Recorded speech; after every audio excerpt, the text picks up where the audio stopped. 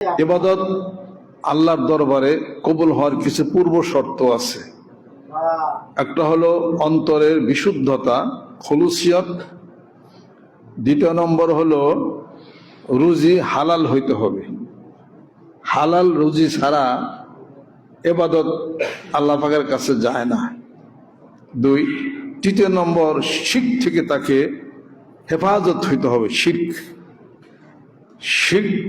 থেকে তাকে হেফাজত হইতে হবে। হাসরের ময়দানে শিরকের গুনাহ ছাড়া আল্লাহ সব মাফ করে দিবেন। ইন্নাল্লাহা লা ইয়াগফিরু আন ইউশরাকা বিহি ওয়া ইয়াগফিরু মা দুনা যালিকা লিমান ইয়াশা ওয়া মা ইউশরিক বিল্লাহি ফাকাদ দাল্লা দালালাম বাঈদা। অন্যত্র আল্লাহ পাক ঘোষণা করেন, ওয়া মা ইউশরিক বিল্লাহি ফাকান্নামা খাররা মিনাস সামাই ফাতাখতাবুহু আত-তায়রু আও তাহবি বিহি আর-রিহু ফি মাকানিন সাহিকিন।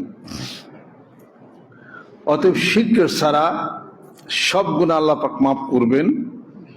ওয়া ইন জানা ওয়া ইন সারাকা, চুরি ডাকাতি ব্যভিচার করলে আল্লাহ মাফ করবেন যদি সে শিরক না করে থাকে। এই তিনটা জিনিস হলো ইবাদত কবুল হওয়ার পূর্ব শর্ত। অন্তরের পরিশুদ্ধতা, খুলুসিয়াত। কি কারণে নামাজ পড়েন, কি কারণে কুরবানি দেন, কি কারণে হজ করি, এইটা। আর হলো আপনি যে রোজগার করেন এটার হালাল হারাম কতটুকু, হালাল কতটুকু, হারাম কতটুকু। হালাল রুজি ইবাদত বন্দেগীর পূর্ব শর্ত।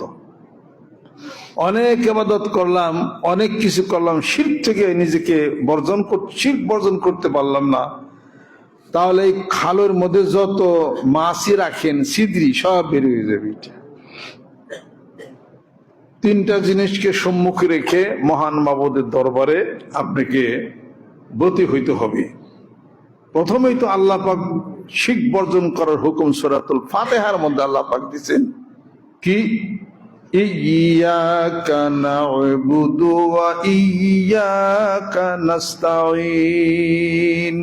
তোমারই ইবাদত করি, তোমার কাছেই সাহায্য চাই। এই কথার অর্থ, তোমার ইবাদত করি আর কারো না, তোমার কাছেই সাহায্য চাই আর কারো কাছে না।